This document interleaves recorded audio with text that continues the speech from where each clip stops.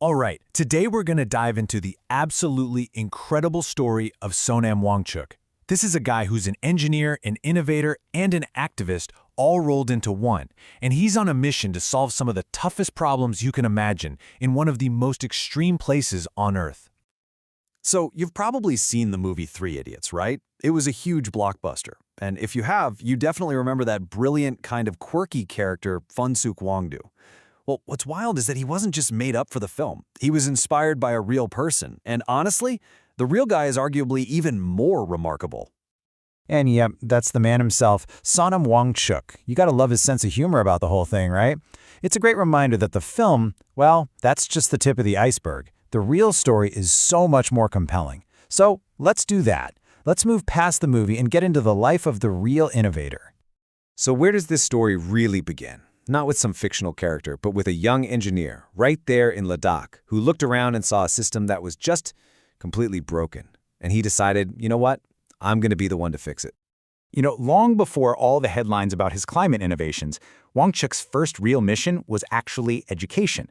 He went back to his home, Ladakh, and what he found just blew him away. Get this, a staggering 95% of students were failing their big exams. 95%. But he had this incredible insight. He realized it wasn't the students who were failing, it was the system that was failing them. So what does he do? He co-founds this place called SECMOL. And the idea behind it was, well, it was pretty radical for the time. This wasn't some fancy school for the A-plus students. No, this was a place for the so-called failures, the kids that the traditional system had just completely given up on. SECMOL was built on this one powerful belief, that with the right approach, these students couldn't just pass, they could absolutely thrive. And this right here, this is his whole philosophy in a nutshell. At SECMOL, you're not just sitting there memorizing textbooks. Forget that. It's all about learning by doing. The students literally run the school themselves. They manage the money, they solve actual problems using science and engineering. It's this hands-on, let's fix it mindset that really becomes the foundation for, well, everything he does later on. Okay, so he's got this problem-solving mindset, right? He's sharpened it with his work in education. And pretty soon, he's going to need to apply it to something even bigger, a challenge that literally threatened the survival of his entire community, a massive water crisis, all thanks to climate change. Now, to really get why his most famous invention is so brilliant, you first have to understand the place. Ladakh is what's called a cold desert. They get almost no rain. Nearly all of their water comes from glaciers. But here's the problem. With climate change, those glaciers are melting way too early. So you get these huge floods when nobody needs the water. And then nothing. The streams are bone dry in April and May, which is the exact time farmers desperately need water for planting. So you see the paradox, right? The water is there, it exists, it just shows up at the absolute worst time. The problem isn't a total lack of water, it's a timing and storage issue. So the puzzle is this. How in the world do you store millions of liters of water for the spring without building some giant, crazy, expensive dam? And this is where that engineering mind of his just clicks. The solution is so simple, it's beautiful. Okay, so imagine this. During the super cold winter, they run a pipe from a stream that's way up high. Just because of that drop in height, gravity creates all the pressure you need, no electricity, no pumps. That pressurized water is then sprayed up into the freezing air like a fountain. It freezes almost instantly and falls, building up layer after tiny layer into this massive cone of ice. He created an artificial glacier, and he called it an Ice Stupa. And the results? They were just stunning.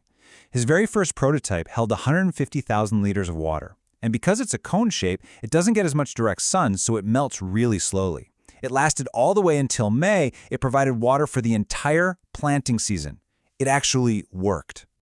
So the Ice Stupa was way more than just a clever invention. It was proof. Proof that you could use local, cheap, sustainable ideas to solve huge environmental problems. It was a total game changer. And that idea, well, it was ready to get a whole lot bigger.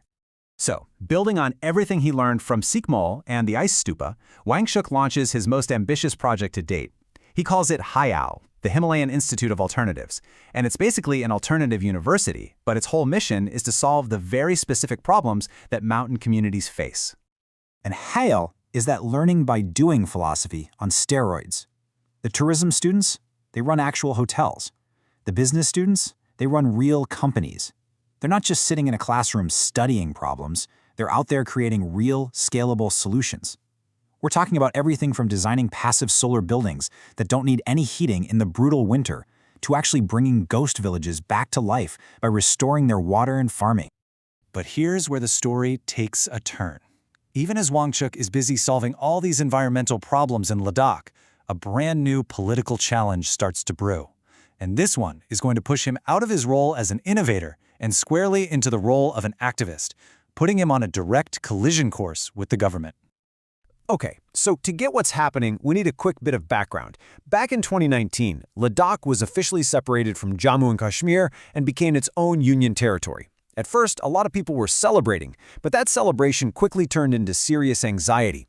People started to realize that without special protections, their land, their culture, their fragile environment, it was all vulnerable. So protests started, and Sonam Wangchuk became one of the main voices. It all came to a head in March 2024 when he went on a 21-day hunger strike out in the freezing cold just to get the nation's attention on this. So what are they asking for? The movement really centers on 4 key demands. They want full statehood so they can make their own laws. They want their own seats in parliament. They want job reservations for locals. But the biggest one, the one at the absolute core of this whole thing, is getting included in the 6th schedule of the Indian Constitution. So you're probably asking, what on earth is the 6th schedule? Well, it's a really powerful part of the Indian Constitution that's specifically designed to protect tribal areas.